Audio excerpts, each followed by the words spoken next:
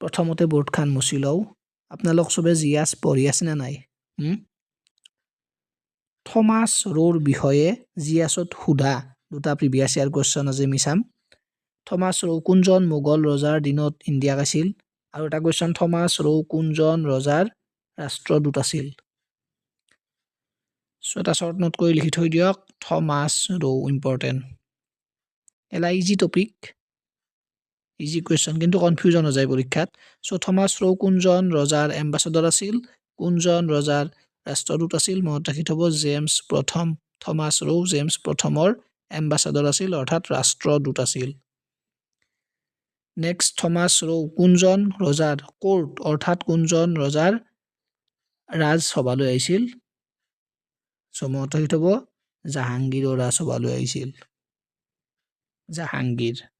জাহাংগীৰৰ ৰাজসভা কাছিল কোনে থমাস ৰো সো এই দুটা কোৱেশ্চন জিএছৰ প্ৰিভিয়াছ ইয়াৰ কোৱেশ্চন নোট কৰি লিখি থৈ দিয়ক ইম্পৰ্টেন্ট অলৰেডি পঢ়িছি চাগে এলা হয়না পঢ়িছি না পঢ়া নাই